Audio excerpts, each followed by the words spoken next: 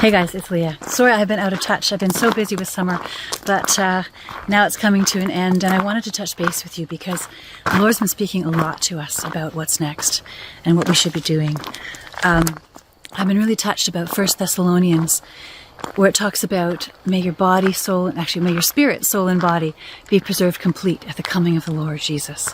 And I thought a lot about that. You know, we are covered and surrounded by toxins and just bad things in our food, our air, our water, you know, all the stuff they're dropping from the airplanes. And, you know, your government wants you to eat crickets and own nothing and be happy. And I feel like there's something that we're not grasping yet in terms of being a community and being wholesome and healthy. And, you know, we're meant to shine. We're meant to be a beacon in these end times. And you can't be a beacon if you're not healthy. You can't be a beacon if you're always sick and you're eating badly and you're overweight and all these things, right? So I really want to encourage you to join our community. It's called thewayhome.news. But I want to read you something the Lord said, because I've been procrastinating. I got all the tech together. I got the logo, and I figured everything out. And I haven't sent one out yet. Why? Well, I was unsure what exactly I was supposed to do, because I figure you've probably already got enough stuff in your inbox. I don't want this to be political. Again, there's so much political stuff going on.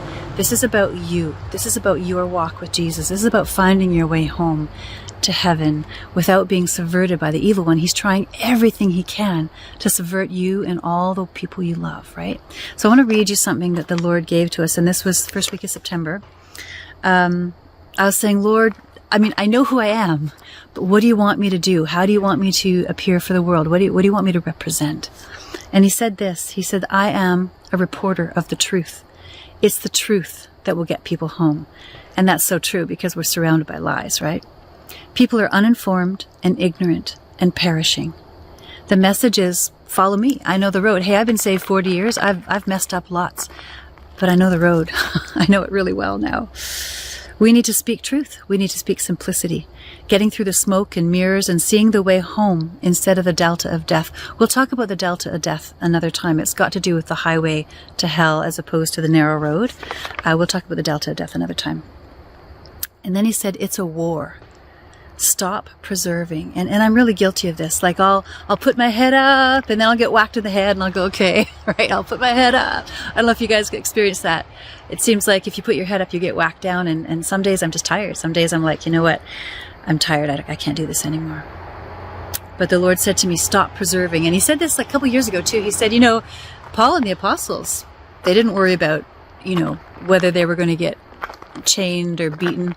And I'd never thought of myself as an apostle, so I'd never thought of myself in those extremes. But the Lord said, you know, they left everything and followed me, and they didn't care if they died or not. So, okay, that's what we're doing. He said, it's a war. Stop self-preserving. There will be pain. There will be pushback. There'll be shells dropping all around. And I'm assuming that's for you guys who are watching too. We are in a war. We're in a war together. We're on the side of right, and we win. But until we win, there's battles that have to be fought, and there's truth that has to be spoken. So I said, okay, Lord, I'm here. I'm willing. So what is my focus? And he said, people will fall for Jesus because of me, like me speaking the truth, right? And it's truth, no compromise. And we're to talk about eternity. Like people are so focused on the now. They're so focused on, you know, whether they want, you know, strawberry or chocolate today, or all the mundane things that we do every day. You forget about eternity. You forget about eternity, that the decision you're making right now, like whether you take that mark, can affect eternity. It's about surviving until it's time to go. So I want to focus on how to grow your own food, how to use herbal medicine, how to be self-sufficient, even if you live in an apartment. All these things that will help you survive until it's time to go. Community is another big one. We need community to survive, right? Understanding that Satan is trying to kill you physically, mentally, spiritually, emotionally. Satan wants you dead. He wants you compromised. He wants you impure. He wants you to join him in the lake of fire. And I'm here to say, not on my watch. So we're going to take as many people as we can with us to heaven. How to survive until it's time to go home, and how to take as many souls with us as possible. So this is something I'm going to start tomorrow, Tuesday. It's going to come out every Tuesday, and it's for you. It's for me. It's for you. It's for all the people you love. It's to help you help the people you love and those in your community. And it's about the pressing need for all of us to press in. Speak with certainty, veracity, and authority. And then he said, it's hard-hitting. Like, I'm not a hard-hitting person, guys. I'm just soft and marshmallow-like, right? I'm just nice.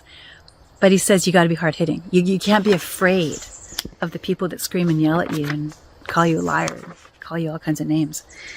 Hard-hitting, confident, exposing those who are running against God. Be decisive. I can't read that word. But also loving. Like, obviously we love people. We're not trying to hurt anybody. We're just trying to bring people to the truth. Be understanding. Have strength. Go for the jugular, back to truth. And have a backbone in love. So I invite you to take all those instructions for you as well. Have a backbone, but in love. Be fearless enough to tell the truth. And be fearless enough to know that by being honest, by being truthful, in a world that doesn't want you to tell the truth, you're going to save lives, you're going to save souls. And we all get to be together in heaven. So on top of everything else, we're creating a community, okay? We're creating a community, and I hope you join us. You're going to be such a fundamental and vital part of our community. We are looking for feedback. We are looking for ideas. We are looking for, even if you have a product that's good for people and you want to sponsor an issue, please reach out to us. We're open to all kinds of good things. So I hope you join me. Click the link below. It's thewayhome.news. And starts tomorrow, Tuesday, and we'll continue on, hopefully until we can't anymore, until either the Lord comes or somehow all the communications are shut down. Join us on the way home. And, it's really to encourage people. Yes, it's dark. Yes, it's nasty. But we're looking at Isaiah 60, right? It's our time to shine.